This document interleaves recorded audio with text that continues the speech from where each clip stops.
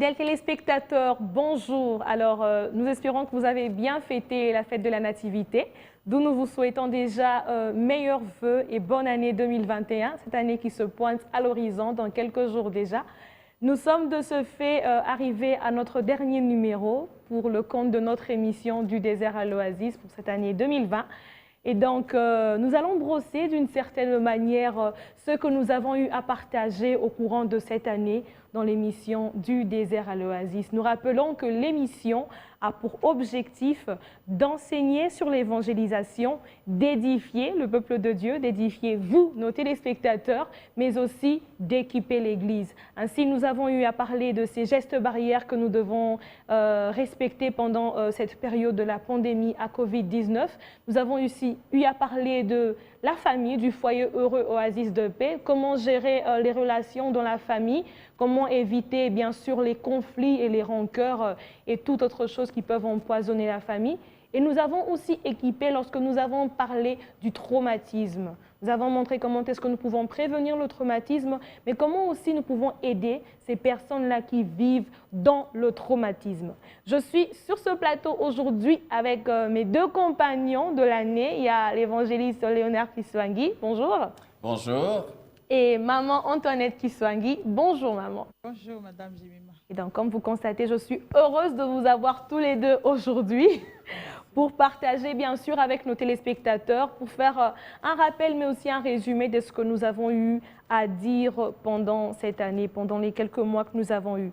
Et donc je reviens sur le thème de notre émission, du désert à l'oasis. Évangéliste Kiswangui, qu'est-ce que nous devons retenir de ce thème? Merci beaucoup, Madame Jemima, et merci beaucoup nos téléspectateurs qui nous suivent de partout, en RDC et en dehors. Nous avons parlé du désert à l'oasis, le désert lui-même déjà étant toutes les situations de difficultés que nous avons, n'est-ce pas, énumérées et que nous pouvons peut-être être en train de vivre encore aujourd'hui. Toutes les crises possibles qui peuvent être, n'est-ce pas, dans une famille, dans un foyer, et qui pouvaient être caractérisés par une stérilité, un manque de productivité, un manque de revenus et plusieurs éléments, n'est-ce pas, qui nous ont même amenés dans le rejet et certains dans les révoltes et toutes sortes de difficultés. Nous avons appelé ça le désert. Mais nous avons aussi dit que le désert était un endroit qui semblait être un endroit de désespoir. Mais souvent, quand on est dans le désespoir, on ne sait plus retrouver ce qu'on a à côté de soi. Et c'est pourquoi nous avons pensé qu'il y avait moyen d'amener les peuples de Dieu, nos téléspectateurs, à réaliser qu'à côté de tout désert, il y a un oasis. Et l'oasis qui est donc l'endroit qui donne l'espoir, qui donne la joie, la paix et, n'est-ce pas, qui ramène la vie en abondance. Ok, merci beaucoup évangéliste Kiswangui. Nous avons aussi parlé du traumatisme. Et si je peux lire, le traumatisme, nous l'avons défini comme une souffrance insupportable qui pénètre dans l'âme et qui est due à la perte d'un être cher ou à un bien qui est cher. Et donc, ça peut même être l'organisme qui est en train de ressentir ou de refuser cette souffrance-là. Et donc, la souffrance devient insupportable même pour l'organisme. Et donc, cela peut être causé par le stress, par la peur. Et ça a comme conséquence des blessures intérieures, l'avortement même chez certaines femmes. Il y a aussi les maladies psychosomatiques. Nous en avons parlé. Mais comment est-ce que nous pouvons prévenir le traumatisme dans nos vies?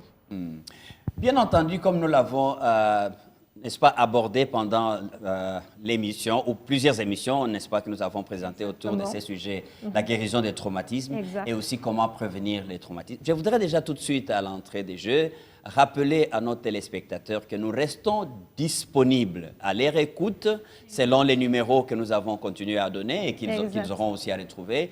Nous sommes à leur portée pour, n'est-ce pas, assistance toutes les fois qu'on nous le demandera. Exact. Et donc, comment prévenir? Nous avons d'abord dit qu'il fallait retenir l'élément déclencheur de traumatisme qui était la peur.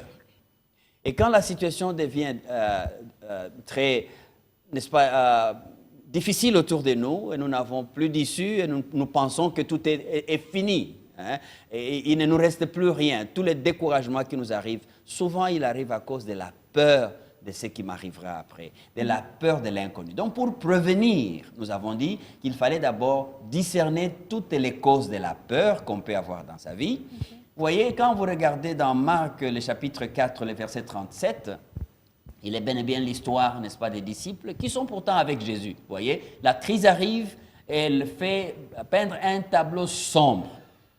Et Jésus qui est avec eux semble ne pas être visible, semble être ignoré des disciples. Donc la peur remplace la solution qui est là.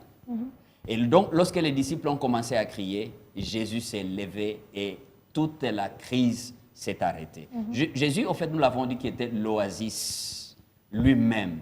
C'est en fait la solution à tout ce qui peut être de multiples problèmes. L'oasis semble petit, mais c'est cette petite oasis qui a la solution à tout ce qui peut être comme crise. Donc, prévenir la crise, prévenir des traumatismes, c'est identifier les sources de la peur et donner toutes ces causes de la peur à qui est la solution, à Jésus-Christ.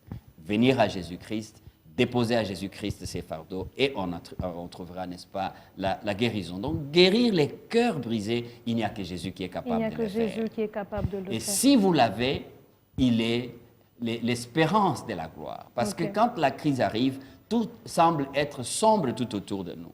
Et quand Jésus arrive dans une vie, il donne la lumière et il guérit les cœurs brisés. Et donc Matthieu nous dira, dans Matthieu 11, 28, « Venez à moi, vous tous qui êtes fatigués et chargés, je vous donnerai du repos. » Donc, l'antidote de la peur, c'est la paix que l'on trouve qu'en Jésus-Christ. Celui en qui nous déposons tous nos fardeaux. Merci. Nous avons aussi parlé de l'évangélisation. Nous avons même parlé du message évangélique, de la préservation de l'évangélisation, mais aussi de l'évangélisation à domicile. Et donc, l'évangélisation que fait le ministère chrétien African Enterprise emploie le plus souvent la méthode de l'évangélisation stratifiée. L'évangélisation stratifiée qui consiste à annoncer la bonne nouvelle de Christ dans toutes les couches de la société, dans les milieux de vie, en fait, naturels de nos différentes cibles. Alors, vu les mesures barrières, mais aussi toutes les restrictions qui nous sont imposées suite à la pandémie à Covid-19, ou encore suite à toute autre crise que nous pouvons vivre, nous avons eu à proposer l'évangélisation à domicile. Alors, évangéliste, de manière succincte, pouvez-vous nous donner les avantages de cette évangélisation à domicile? Très important. D'abord, retenir que, nous l'avons dit, la crise, nous l'avons associée à la COVID, probablement qui a déclenché une crise qui est unique en son genre. Mais d'autres crises peuvent encore venir. L'évangélisation, dans son sens général, qui est d'abord le fait d'annoncer cette bonne nouvelle qui vient remplacer la mauvaise nouvelle que nous avons dans notre vie à tout moment. Et pour aller à l'essentiel, parce que la croissance ou le développement organique d'un foyer qui vient par cette présence de cette oasis Jésus-Christ a plusieurs avantages.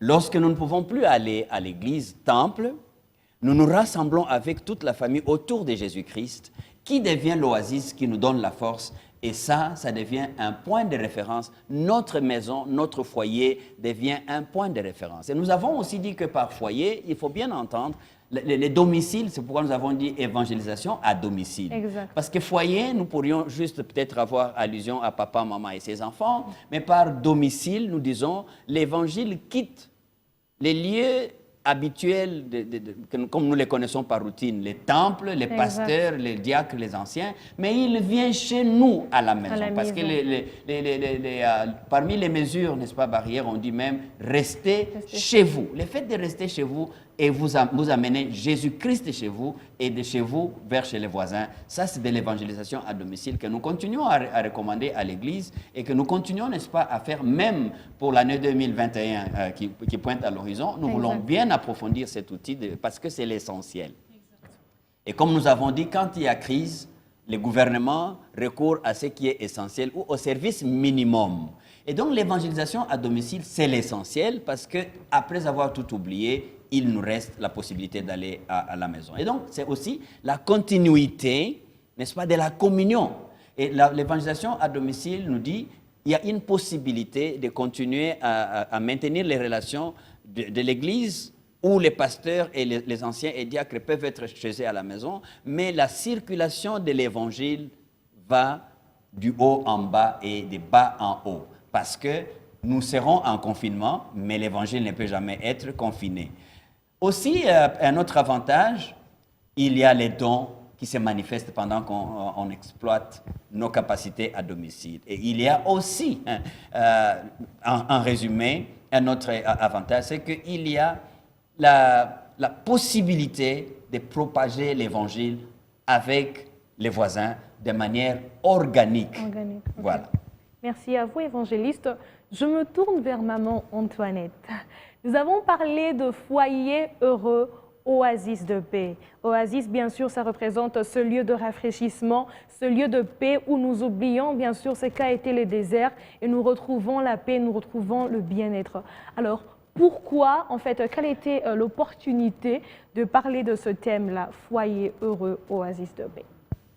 Merci beaucoup. Les foyers, nous rappelons que les foyers commencent dans le cœur de Dieu. Dieu qui a voulu que l'homme et la femme et tous ceux qui constituent les foyers puissent vivre heureux. Il a prévu même que les foyers soient dans les jardins qui représentaient un lieu de délices, un lieu d'harmonie, de paix, de joie. C'est dans ces lieux-là que les foyers étaient supposés vivre heureux. Exact. Mais il y a eu beaucoup d'éléments qui détruisent cette paix dans les foyers. Ça peut être la crise, comme nous venons de parler de la crise due à la COVID-19, qui a obligé la plupart des gens à rester chez eux, à vivre dans leur foyer. Il y en a qui ne sont pas habitués de vivre dans leur foyer. Et lorsqu'ils se retrouvent dans les foyers, il y a des tiraillements, il y a des incompréhensions, Exactement. il y a toutes sortes de crises qui se créent encore en dehors de la grande crise qui est la pandémie. Il y a d'autres petites crises qui se créent, il y a des bruits des enfants et consorts et qui frisent cette harmonie, cette paix. Voilà pourquoi nous voulons que nos foyers soient plutôt cette oasis de paix. Un endroit où il fait beau vivre, un endroit où chacun se retrouve dans la joie, dans la paix, peu importe la situation de crise qui frappe le monde, qui frappe les foyers, mais il y a moyen de vivre heureux dans son foyer. Ok, ok.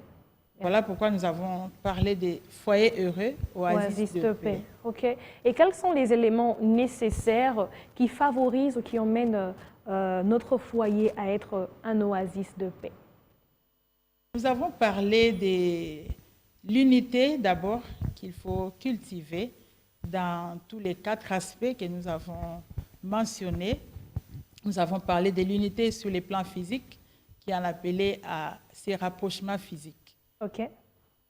Les uns et les autres sont appelés à vivre ensemble. Il y a la diversité, mais dans cette diversité, nous sommes appelés à vivre ensemble. Et nous devons nous efforcer à être les plus proches possibles les uns avec les autres. Ok. Et nous avons parlé aussi de l'unité sur les plans émotionnels, ce qui consiste à partager nos sentiments. Les sentiments peuvent être les sentiments de joie, tout comme ça peut être les sentiments de peine. Mais c'est dans les foyers où l'on trouve la possibilité de se détendre, de se défouler, de se réjouir. Voilà pourquoi nous parlons de l'unité émotionnelle. Donc, chacun se sent en sécurité à côté de l'autre. Je peux partager ma joie avec mon mari, avec mes enfants, avec tous ceux qui habitent dans les foyers. Tout comme je peux aussi partager mes peines. C'est une façon pour moi de me défouler et de retrouver un peu d'espoir, un peu de paix lorsque je partage avec les autres membres. Exactement. C'est ça qui constitue l'unité émotionnelle. Nous avons aussi parlé de l'unité sur les plans intellectuels. Okay.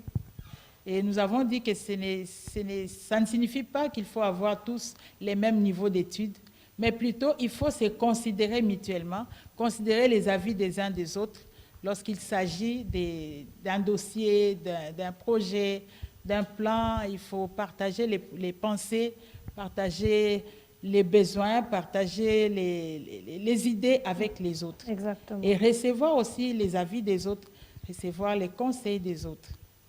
Et en dernier lieu, nous avons parlé de l'unité sur les plans spirituels.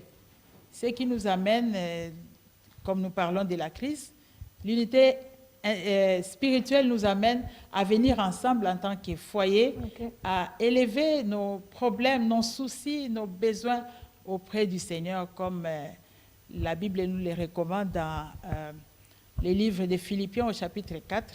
Nous voyons vers les versets 6-7. La Bible dit, ne vous inquiétez de rien, mais en toute chose, faites connaître vos besoins à Dieu. Et dans l'unité spirituelle, nous voyons cette possibilité de venir ensemble auprès du Seigneur, avec nos fardeaux, avec nos soucis, pour que lui puisse nous donner du repos. Ok, merci à vous pour ces éléments. Je note du moins que cette unité-là, avec les 4 piliers dont vous avez parlé, sont aussi à développer dans nos différentes relations aussi, pour que nous puissions aller de l'avant. Et donc, je reviens encore sur ce thème, foyer heureux, Oasis de paix. Nous l'avons quand même développé pendant un long moment. Nous avons abordé même le foyer qui doit être un jardin d'amour, où nous devons enlever les mauvaises herbes. Les mauvaises herbes, le manque de confiance, les paroles méchantes, le doute, etc. Et aussi, nous devons aussi combattre ces éléments qui constituent les poisons contre l'oasis de paix en famille. Et donc, nous avons relevé la rancœur, les conflits, les violences qui peuvent être physiques, verbales, mais aussi économiques. Il y a aussi les violences émotionnelles, si je me souviens bien, si j'ai bonne mémoire. Et donc, voilà. Et donc, nous avons chuté avec les valeurs à développer pour la transformation du foyer. Donc, les valeurs fondamentales que Dieu a prévues pour la transformation du foyer. Je me rappelle que nous avons une affaire de 5 valeurs dont nous avons parlé et nous avons noté que ces valeurs sont à mettre en pratique même dans diverses relations que nous avons. Et donc je demande en ce moment-ci, pour ces personnes qui nous suivent, pour moi aussi qui vous écoute, comment développer ces valeurs, comment les faire croître aujourd'hui pour que nos vies, nos foyers, nos relations soient des oasis de paix. Ok, nous avons parlé de la valeur Christ. Donc là, parlant de Christ, nous reconnaissons sa seigneurie. Et nous avons parlé de l'attitude de Christ qui doit être l'attitude que nous devons adopter. C'est l'humilité, qui consiste à considérer les autres comme étant au-dessus de nous-mêmes. Okay. Et nous avons parlé de la communauté comme deuxième valeur.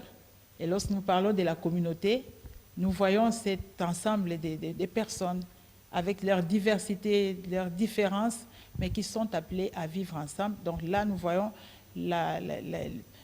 l'aspect l'unité qui doit être cultivée pour, dans la communauté ou dans la société dans laquelle nous nous trouvons.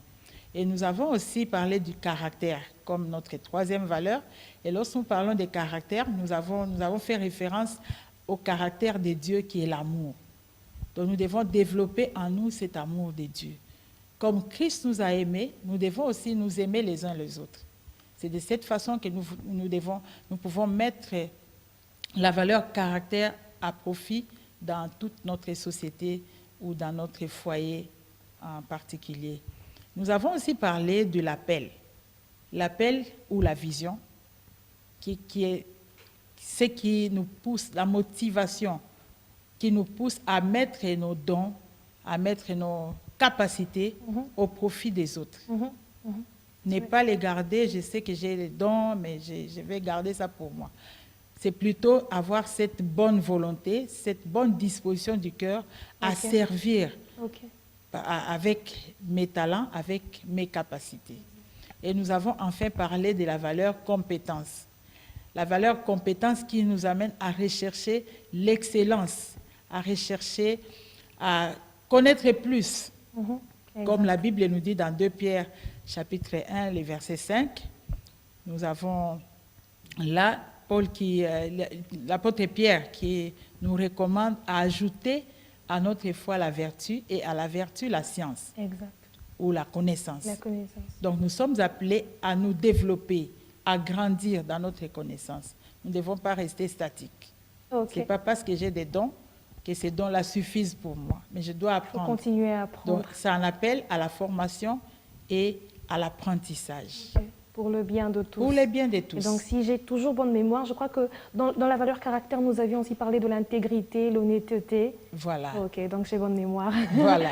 Merci. Nous avons parlé justement de l'honnêteté. Ok, merci à vous, couple Kiswangi, d'avoir été avec nous sur ce plateau aujourd'hui, dans cette émission donc, qui sanctionne l'année 2020, une année assez particulière, marquée par la pandémie à Covid-19. C'est ici pour nous l'occasion de vous remercier, chers téléspectateurs, vous qui avez été avec nous tous ces jours, qui nous avez accompagnés, qui nous avez suivis, qui nous envoyez vos questions et vos avis, et donc n'arrêtez surtout pas avec cela. C'est aussi pour nous l'occasion de remercier B1 qui nous accorde ces moments d'enseignement, d'édification de l'Église et de chacun de nous. C'est aussi pour nous l'occasion de remercier nos amis derrière la caméra, nos amis qui sont dans la technique pour ce parcours pendant l'année 2020. Nous vous disons bonne suite de programme sur B1 Télévision et à l'année prochaine. À l'année prochaine, car nous demeurons à côté de vous, pour vous servir. Et n'oubliez pas, nous resterons disponibles. Vous pouvez toujours nous joindre et nous pouvons apporter assistance tout en gardant les mesures barrières. Exactement. Bye bye. Bye bye.